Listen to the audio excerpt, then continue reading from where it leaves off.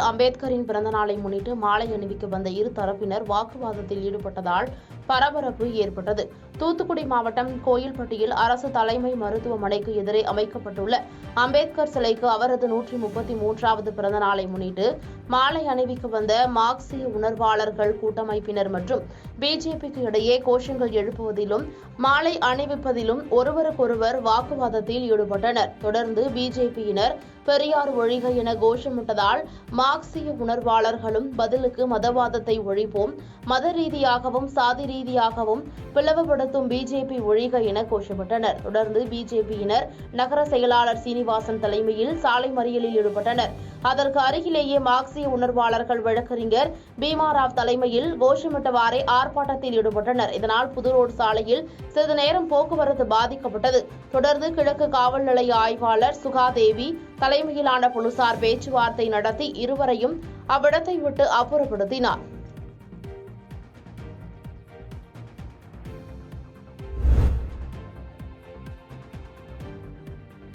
விழுப்புரத்தில் 90 அடி உயர பிரம்மாண்டமான விஸ்வரூப ஆஞ்சநேயர் சிலைக்கு 5000 லிட்டர் பாலபிஷேகம் செய்யப்பட்டது.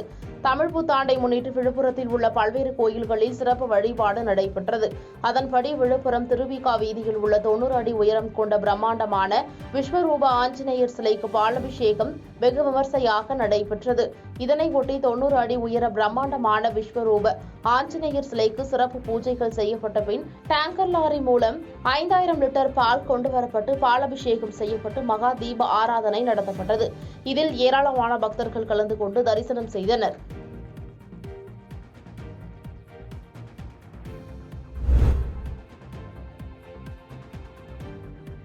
கும்பகோணம் அருகே தமிழ் வருடப்பிறப்பை முன்னிட்டு நல்லேரி கட்டும் நிகழ்ச்சி நடைபெற்றது.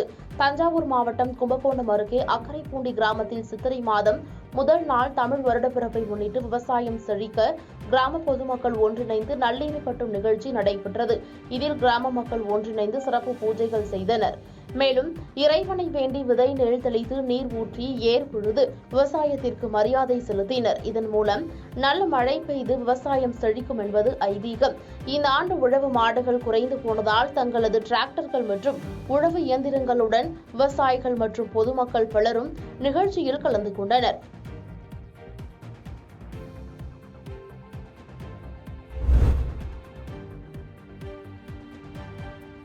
பழனி பெருமாள் கோயிலுக்கு 30 லட்சம் மதிப்பீட்டில் புதிய தேர் வழங்கப்பட்டது. திண்டுக்கல் மாவட்டம் பழனி அருள்மிகு தண்டாயுதபாணி திருக்கோயில் நிர்வாகத்தினுடைய உபயிலாக லட்சுமி நாராயண பெருமாள் கோயில் உள்ளது.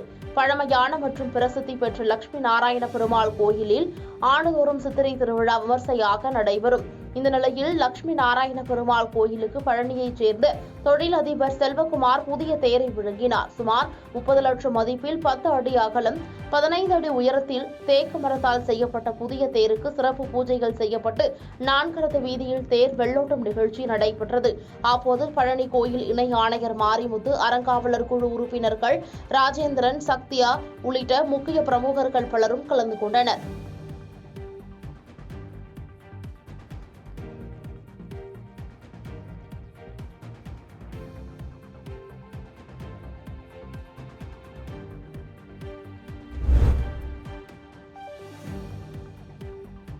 திருநெல்வேலி நாடாளுமன்ற பாஜக வேட்பாளர் நயினார் நாகேந்திரன் நண்பர்கள் வீடுகளில் போலீசார் சோதனை மேற்கொண்டனர். நெல்லை நாடாளுமன்ற பாஜக வேட்பாளரான நயினார் நாகேந்திரன் வாக்காளர்களுக்கு பணம் மற்றும் பரிசு பொருட்கள் வழங்க அவருடைய நண்பரான பிரபல எலக்ட்ரானிக் கடை உரிமையாளர் மாவீரர் என்பவரின் வீடு மற்றும் கடையில் பரிசு பொருட்கள் பதுக்கி வைத்திருப்பதாக போலீசாருக்கு ரகசிய தகவல் கிடைத்துள்ளது. அதனைத் தொடர்ந்து ராஜேஷ் எலக்ட்ரானிக் கடை மற்றும் அம்மன் சன்னதி பகுதியில் இருக்கக்கூடிய அவருடைய 2 வீதிகளிலும் 3 குழுக்களாக போலீசார் சோதனை மேற்கொண்டனர். சுமார் 2 மணி நேரத்திற்கு மேலாக நடைபெற்ற சோதனையில் பணம், பொருள் எதுவும் கைப்பற்றப்படவில்லை என முதற்கட்ட தகவல் வெளியாகியுள்ளது.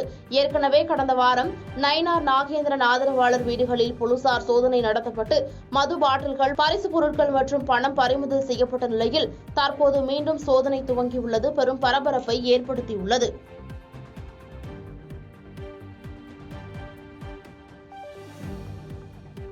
பாதகம் செய்பவரை கண்டால் நாம் பயங்கொள்ளலாகாது பாப்பா.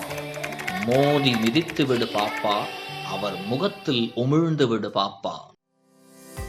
அண்மை செய்திகளை உடனுக்குடன் தெரிந்து கொள்ள இணைந்திருங்கள் இயம்நாடு தொலைக்காட்சியுடன்.